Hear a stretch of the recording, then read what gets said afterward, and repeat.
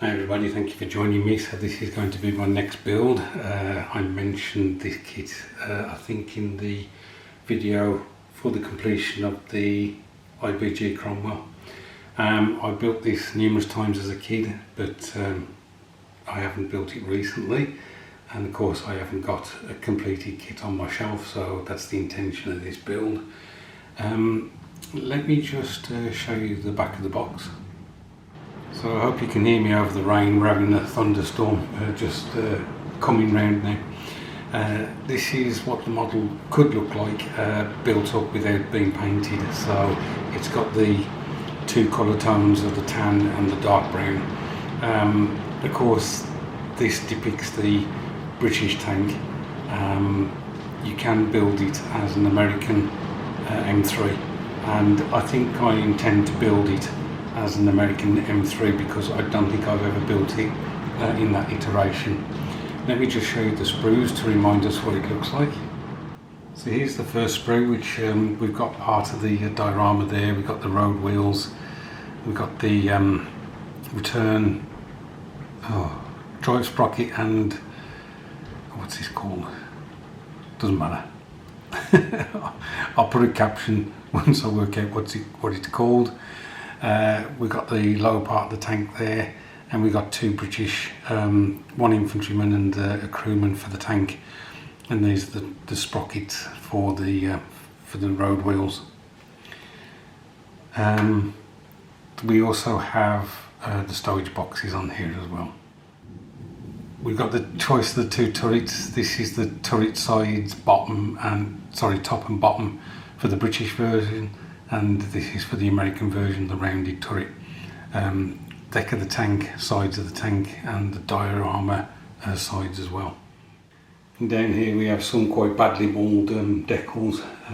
We shall see how they work when obviously applying those. So I shan't show you the whole of the instruction sheet. I just wanted to show you the tank that I'm going to do, which is, as I say, the American tank, nicknamed the Witch in this instance. So yeah. Right, I'm going to keep this as one video, so the next time you see this, there will be some construction. Okay guys, so the model has been built. Of course I've made the mistake again of putting this front part on. I won't be able to get the tracks over the drive sprocket, so I need to try and get this off, or at least be able to lift it up a bit so I can get the tracks under there. No real issues with the kit. Some of the fit is a bit off, but in the main it's not too bad at all. As I say, this is the version that I'm going to do for the American Stuart. So we've got the side machine guns, bow machine gun, we've got the coaxial, and then we've got the almost anti-aircraft machine gun there. I think in one of the games where you play 158 scale, it's the one by Warlord, I can't remember what it's called. Having one of these tanks in your army was quite a bit of a bonus with the 5 machine guns, and I don't know whether they had to change the rules a bit. Just a bit of a note on the tracks.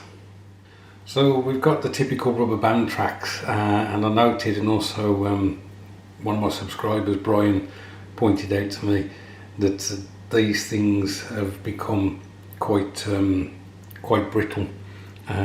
Their flexibility is somewhat reduced, so I'm going to have to be careful with these because I can see them snapping. What I'll probably do is put them in some hot water to see if that will make them a bit more flexible. But as I say, the first thing I've got to do is lift the front of the tank in order to get the tracks between the drive sprocket and the track guard. So the next time you see this, there will be a bit more progress.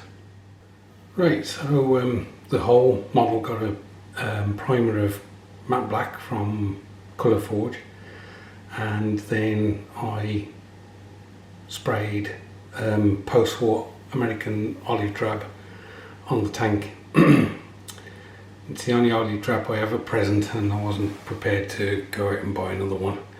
So what I'm hoping is that I'm going to give this a black wash, and that will tint the olive drab and make it look more towards the World War II version.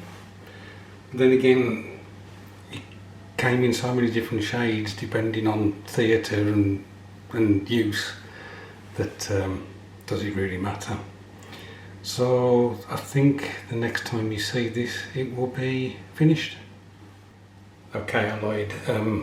One last update before the final reveal. I've just put the decals on. Thankfully they did stay complete. The cellophane that was on the front that had stuck to the decals, but I managed to get that off whilst running it under some water. So all the decals are on, and now the next time you see this will be the final reveal. Okay, so the build is finished. The tracks did break on me, unfortunately, where you put the two ends together to form the rubber band.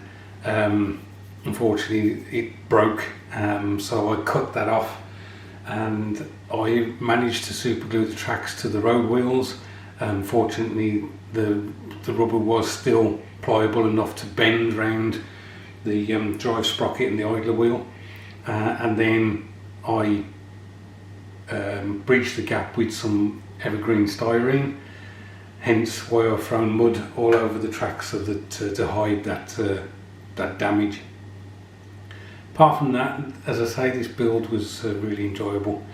I hope you can tell that the post-war olive drab has been darkened by the wash that I put over the vehicle.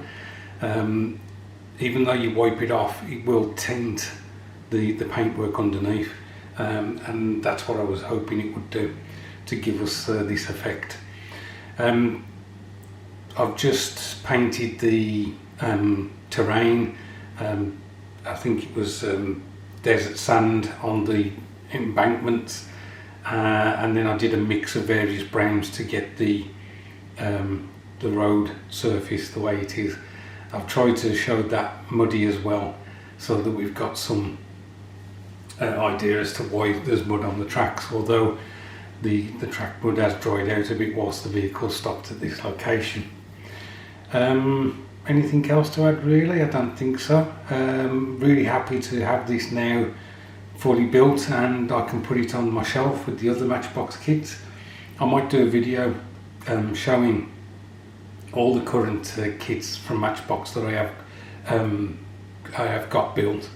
I usually do it at the beginning of the year, but I didn't do it this year, just to show the progress on how the collection's growing. Anyway guys, thanks ever so much for watching. I do appreciate it.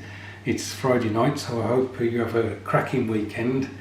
Look after yourselves, and I'll catch up with you soon.